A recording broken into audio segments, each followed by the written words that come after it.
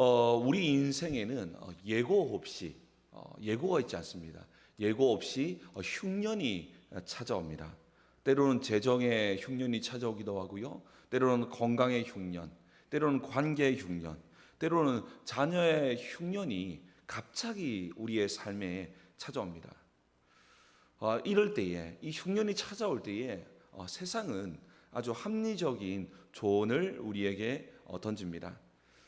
우상이 가득할지라도, 영적으로 피폐할지라도 당장 뭔가 회복이 보이는 자원이 풍부한 애굽으로 내려가라라고 말합니다. 또 세상은 세상의 방법과 나의 힘을 의지해서 일단 빨리 이 위기를 탈출하라고 부추깁니다. 당장에는 이 흉년이 왔었을 때 이 흉년에서 벗어나는 것이 최선이라고 생각되고 그렇게 세상은 말합니다. 그러나 성경은 그것이 우리 영혼을 무너뜨리는 아주 치명적인 유혹이라고 경고합니다. 성경은 흉년은 위기 속에서 단지 우리가 여기서 벗어나는 것이 문제가 아니라 위기 속에서 우리가 진정으로 무엇을 바라보아야 하는지를 가르쳐 주고 있습니다. 오늘 본문에는 아버지 아브라함 때와 같이 이 가나안 땅에 머물렀는데 하나님이 지시할 땅으로 머무르고 터전을 삼았는데 그냥 흉년이 아니라 극심한 흉년이 찾아온 것입니다. 극심한 흉년이 이삭에게도 찾아왔다라는 것이죠. 그러니까 이삭은 자동적으로 살기 위해서 또 이삭 혼자 있는 것이 아니잖아요. 그 가족과 식솔들을 살리기 위해서 애굽으로 내려갔습니다. 애굽으로 내려가는 그 과정 속에서 하나님께서는 이삭에게 찾아오십니다. 그러면서 이삭에게 던졌던 하나님의 메시지가 뭐냐면 지금 당장 눈앞에 결핍과 흉년이 찾아왔더라도 은혜가 머물고 있는 그 은혜의 땅인 약속의 땅에 그대로 머물러라라고 명령하십니다. 세상의 방법이 아니라 하나님이 언약하신 그 땅에 머물 때에 그 땅으로 말미암아 시작되는 그 복이 흉년을 이기는 유일한 비결이라고 이야기하는 것입니다. 이삭에게 애굽으로 내려가는 것이 당장은 이 흉년을 해결하는 것처럼 보이지만 믿음의 사람들은 그렇게 해결하는 것이 아니라 믿음의 사람들은 하나님 안에 거함으로 말미암아 하나님께 복을 받아서 그 모든 환난과 어려움을 이겨내는 것입니다. 제가 이 교회에 와서 이런저런 우리 성도님과 여러 교제를 많이 나누는 가운데에 그런 고백을 많이 하시더라고요. 목사님, 이 교회를 다니면서 정말로 위기가 많이 있었는데 사람들은 위기라고 말한 그때에 도리어 하나님께서 내게 복을 주시어 오늘 이와 같이 서 있을 수 있었습니다 라는 그 고백을 듣고 정말 우리 늘사랑 교회 안에 하나님의 은혜가 머문다라는 생각을 저는 개인적으로 했었거든요. 바로 그렇습니다. 애굽으로 내려가지 말고 정말로 그 땅에 머물러라는 것입니다. 그래서 이 이삭은 애굽으로 내려가지 않고 그랄에 머뭅니다. 그런데 그의 이 순종은 완변하지 않았습니다. 그가 그 땅에서 그 땅에 머물러 있으면서도 자신의 아내를 누이라고 이야기하죠.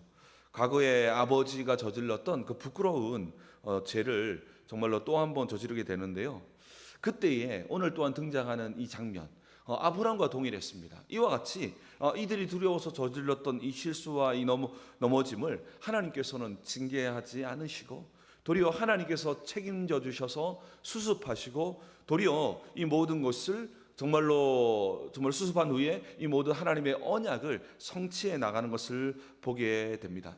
과거 아브라함과 맺었던 횃불 언약처럼 하나님이 인간의 모든 실패를 짊어지시고 홀로 언약을 성취해 나가셨다는 것입니다. 이와 같이 하나님의 이 구원과 회복은 나의 온전함, 나의 완전한 준비를 통해서 이루어지는 것이 아니라 하나님이 홀로 짊어지시고 홀로 우리의 잘못과 모든 것을 짊어지셔서 홀로 이루시는 은혜임을 보여주고 있습니다. 오늘 본문을 통해서 우리의 삶에도 흉년이 찾아왔었을 때에 우리의 연약함조차도 하나님께서 홀로 책임지시고 또한 이루어 가시는 주님의 은혜를 경험하는 우리 모두 되기를 주님의 이름으로 축복합니다. 우리 오늘 본문 1절 말씀을 다시 한번 더 읽도록 하겠습니다. 1절 말씀입니다. 시작. 아브라함 때에 첫 흉년이 들었더니 그 땅에 또 흉년이 들매 이삭이 그랄로 가서 블레셋 왕 아비멜렉에게 이르렀더니. 아멘. 이삭의 삶에 오늘 우리가 이야기하는 것처럼 견디기 힘든 흉년이 찾아왔습니다. 그는 본능적으로 물이 풍부하고 나일강이 있었기 때문에 이 애굽 땅, 비옥한 이 애굽 땅을 향해서 내려가려고 나아갔습니다.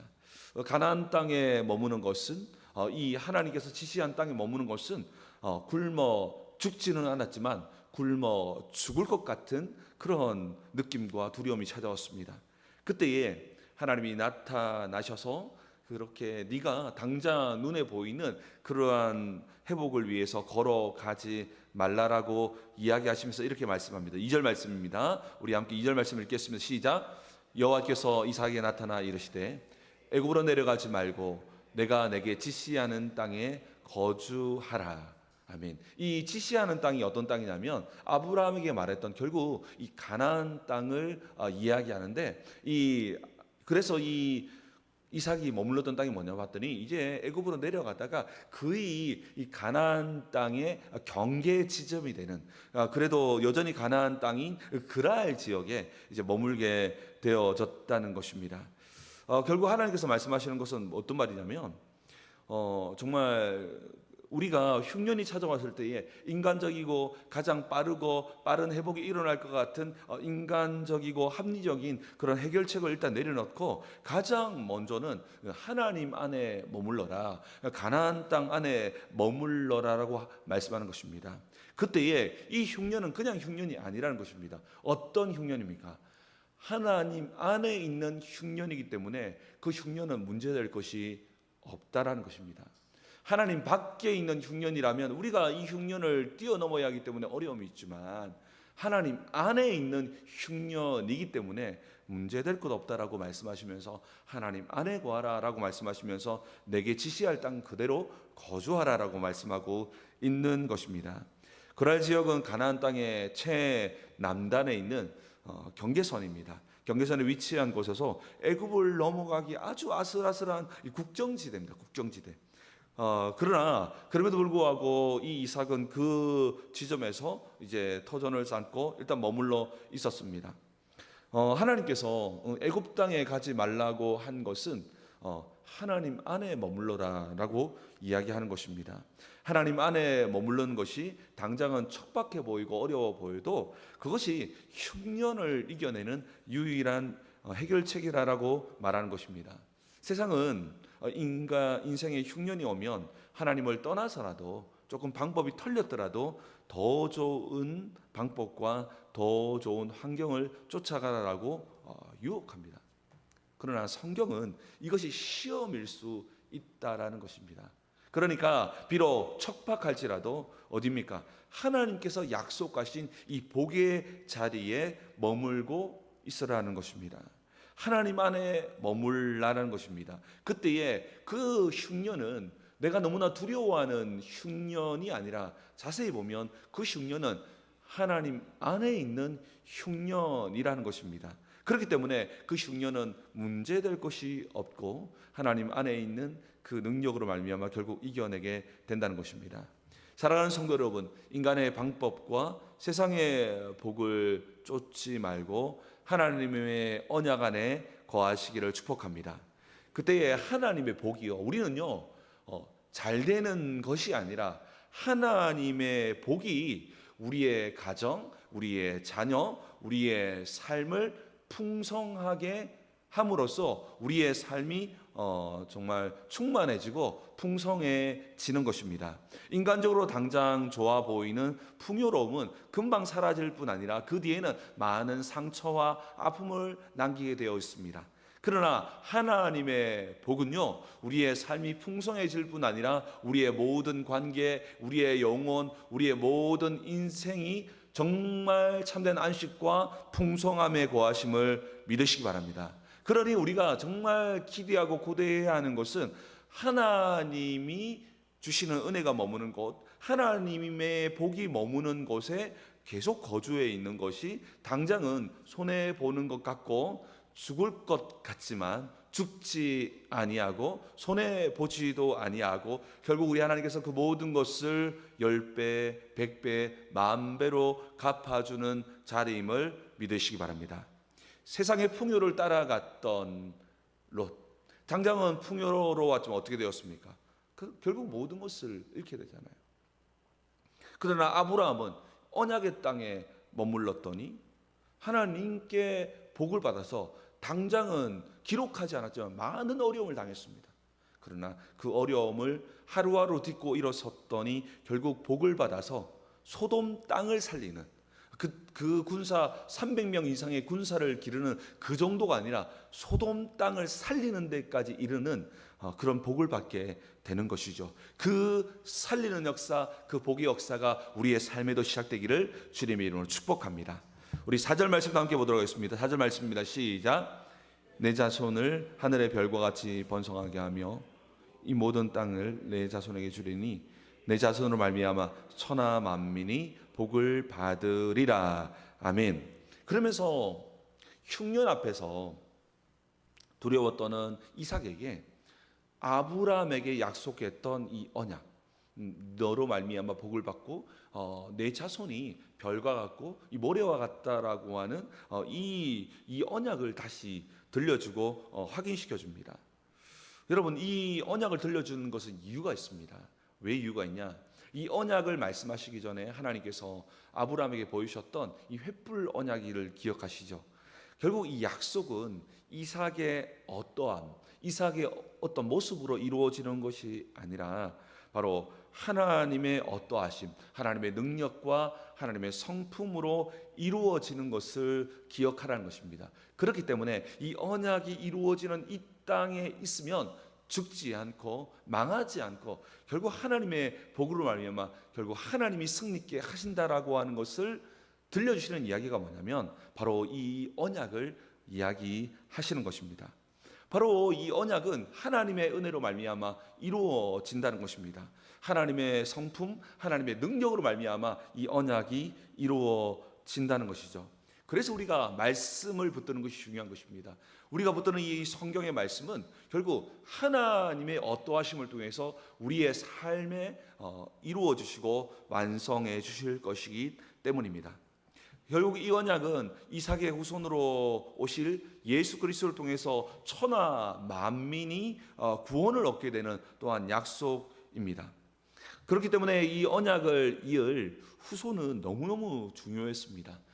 이 후손은 너무너무 중요했다는 것입니다. 그렇기 때문에 리브가의 태를 지키는 것은 단순한 가정의 정결의 문제라든가 리브가의 전결의 문제가 아니라 인류를 향한 구원의 문, 모든 구원의 문이 바로 리브가의 태를 통해서 모든 우리 이 땅의 모든 아브라함의 영적 자손들이 구원의 문이 되기 때문에 이 문을 지키는 것은 너무너무 중요했다는 것입니다.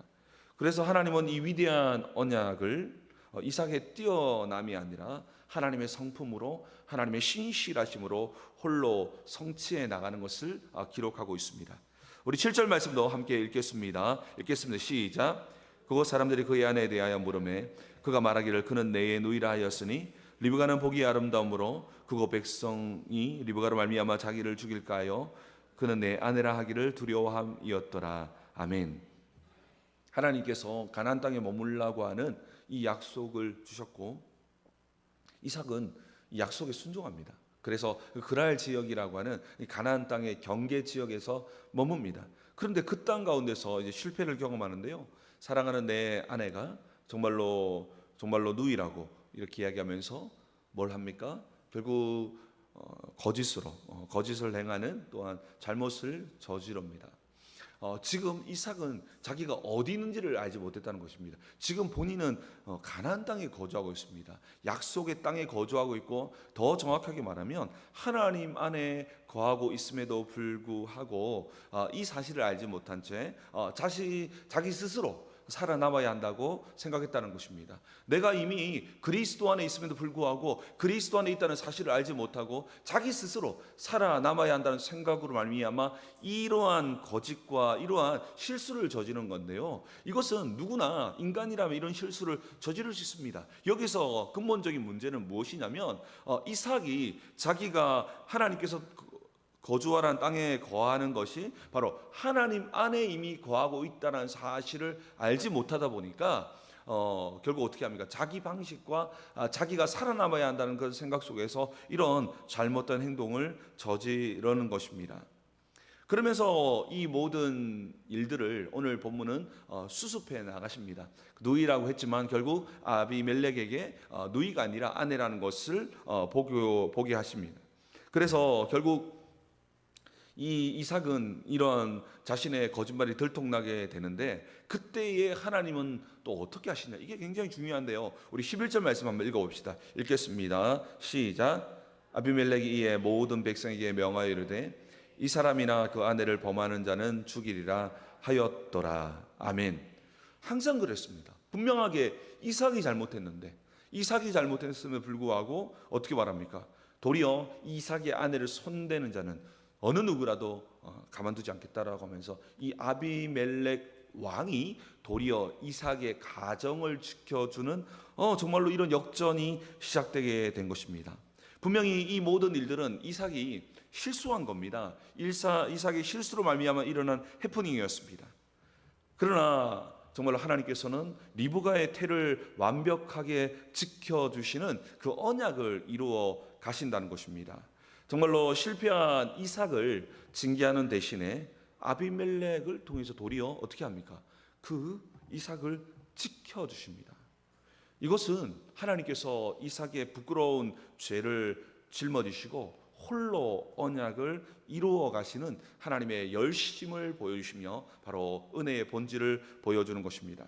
사랑하는 성도 여러분, 이삭이 거짓으로 아내를 누이라고 속인 사건은 단순한 가정의 윤리를 뛰어넘어서 인류의 구원의 문을 정말로 막아버릴 수 있는 끔찍한 잘못이었습니다.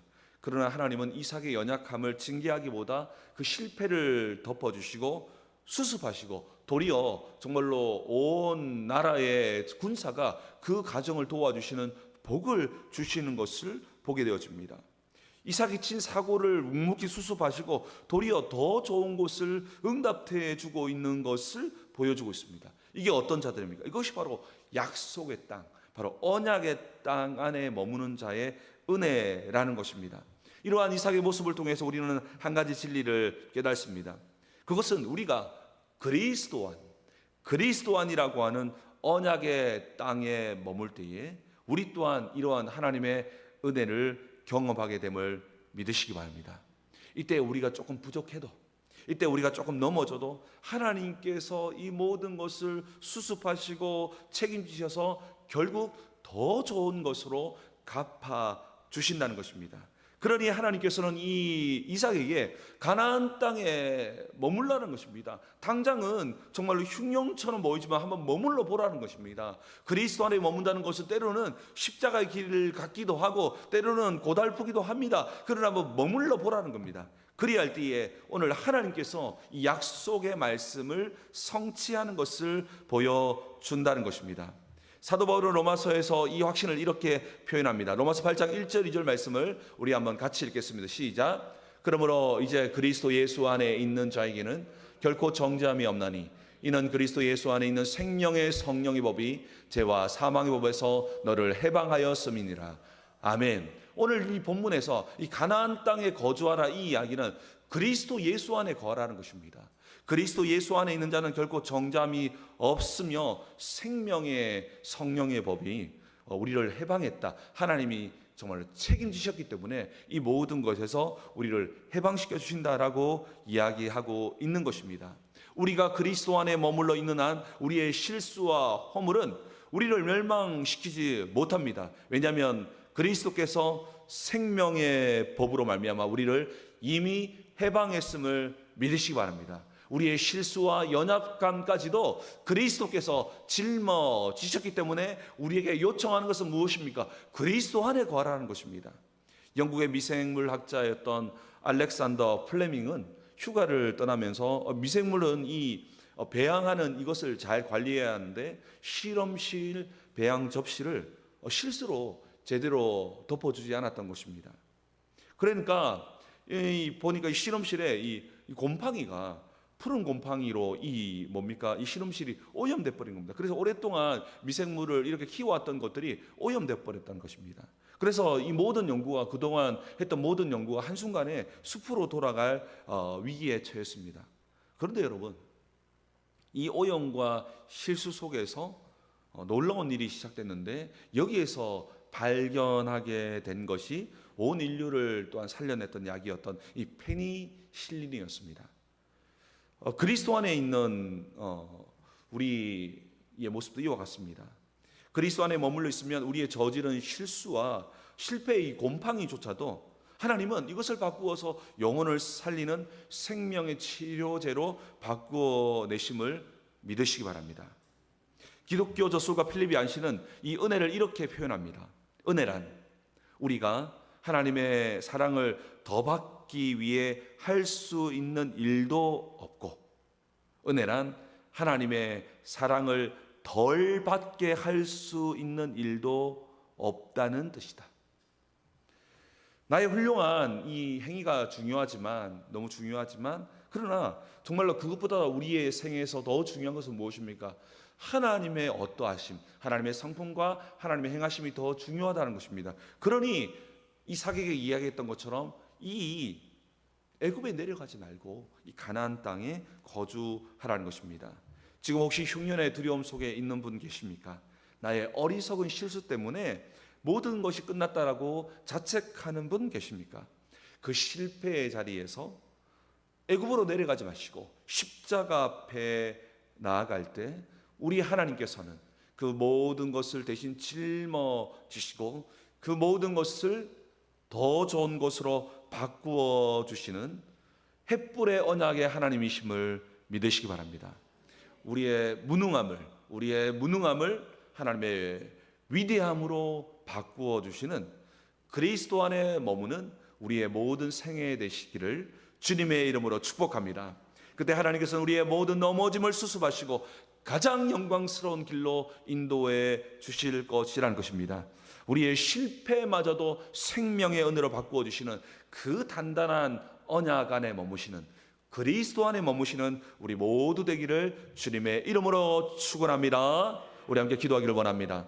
우리 기도할 때 하나님 아버지, 오늘도 우리의 삶을 걸어갈 때 팍팍하고 어려운 것들 가득합니다. 그리할 때에 우리가 세상적인 방법과 인간을 의지하고 사람을 붙들고 나아가는 그러한 애굽이 아니라 여전히 답답하고 숨막히고 힘이 들지만 가나안 땅 그리스도 안에 머물 때에 주님께서 우리의 삶을 완성하시고 횃불의 언약처럼 우리의 모든 것을 수습하시고 책임지셔서 홀로 이루시는 그 은혜의 역사하심이 우리의 삶에도 동일하게 나타날 수 있도록 하나님 아버지여, 애굽으로 내려갔던 모든 걸음을 멈춥니다. 내가 가나안 땅에 머물 수 있도록 도와주시고 그 땅에 머물 때에 오늘 이 약속의 말씀이 우리의 삶에도 그대로 이루어지는 경험하는 우리의 삶 되게 도와달라고, 역사해 달라고 우리 주여 한번 부르신 후에 자유롭게 기도하며 돌아가겠습니다. 기도하며 나아갑니다. 주여.